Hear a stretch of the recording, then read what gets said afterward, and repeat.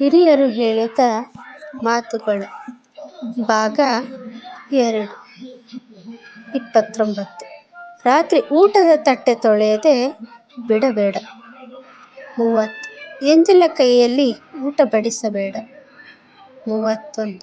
ಅನ್ನ ಸಾರು ಪಲ್ಯ ಮಾಡಿದ ಪಾತ್ರೆಗಳು ಅದನ್ನು ಬಿಸಿ ಮಾಡಿದ ಪಾತ್ರೆಗಳಲ್ಲಿ ತಿನ್ನಬೇಡ. 32. ಪಾತ್ರೆಗಳ ಮೇಲೆ ಎಂಜಲು ಕೈ ತೊಳೆಯಬೇಡ. 33. ಮನೆಗೆ ಬಂದ ಹೆಣ್ಣು ಮಕ್ಕಳಿಗೆ ಮುತ್ತೈದೆಯರಿಗೆ ಅರಿಶಿನ ಕುಂಕುಮ ಕೊಟ್ಟು ಕಳುಹಿಸುವುದನ್ನು ಅಭ್ಯಾಸ ಮಾಡಿಕೊಳ್ಳಿ. 34. ಹರಿದ ತೂತಾದ ಒಳ ಉಡುಪು, ಬನಿಯನ್, ಅಂಗಿ, ಪ್ಯಾಂಟು, ಚಪ್ಪಲಿ, ಶೂಸ್, ಸಾಕ್ಸ್ ಧರಿಸಬೇಡಿ. ನಿಮಗೆ ಎಷ್ಟು ಹಣವಿದ್ದರೂ ಸಾಕಾಗುವುದಿಲ್ಲ, ಅನಾವಶ್ಯಕವಾಗಿ ಹಣ ಖರ್ಚಾಗುತ್ತದೆ. 36. ಮನೆಯ ಒಳಗೆ ಚಪ್ಪಲಿ, ಶೂ ತರಬೇಡಿ, ಹರಕೆ ಇಡಿರಿ, ಅದು ಹೋದರೂ ನಿಮ್ಮ ಕರ್ಮ ಕಳೆಯುತ್ತದೆ. 37.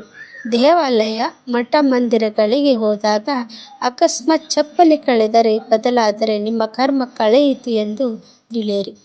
ಬೇರೆಯವರದ್ದು ಹಾಕಿಕೊಂಡು ಬಂದರೆ ನೀವೇ ಬೀದಿಯಲ್ಲಿ ಹೋಗುವ ಮಾರಿಯನ್ನು ಮನೆಗೆ ಕರೆದಂತೆ. 38. ಹಸುಕರುಗಳಿಗೆ ಪ್ರಾಣಿಗಳಿಗೆ ಹಳಸದ್ದು ಹಾಕಬೇಡಿ. 39. ಹಸುಗಳಿಗೆ ಪಶುಗಳಿಗೆ ಪಾತ್ರೆ ತೊಳೆದ ನೀರು ಮುಸುರೆ ಹಾಕಬೇಡಿ. 40. ಒಬ್ಬರು ಹಾಕಿಕೊಂಡ ಒಡವೆ ಬಟ್ಟೆ ಇನ್ನೊಬ್ಬರು ಬಳಸಬೇಡಿ. 41. ಪ್ರಯಾಣದಲ್ಲಿ ಅಪರಿಚಿತರಿಂದ ತಿಂಡಿ ತಿನಿಸು ಪಾನೀಯ ಸೇವಿಸಬೇಡಿ. 42. ಹಾಲು ಮೊಸರು ಹಾಲುಗಡಿಗೆ ಎಣ್ಣೆ ಒಟ್ಟಿಗೆ ತರಬೇಡಿ. 43. ಶನಿವಾರ ಉಪ್ಪು ಎಣ್ಣೆ ತರಬೇಡಿ.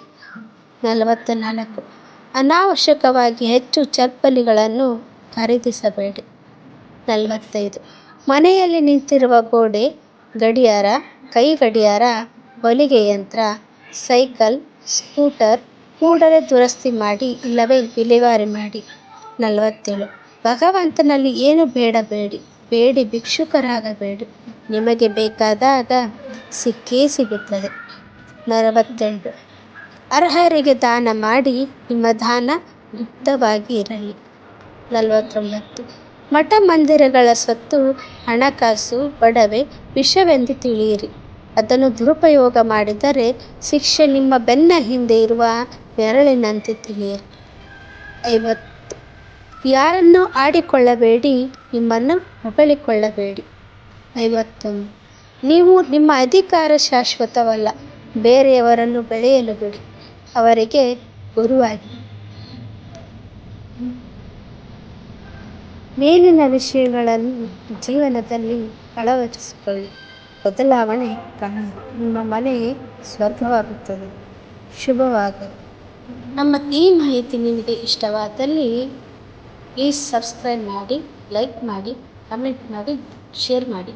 ಕೇಳಿದ್ದಕ್ಕಾಗಿ ಧನ್ಯವಾದಗಳು.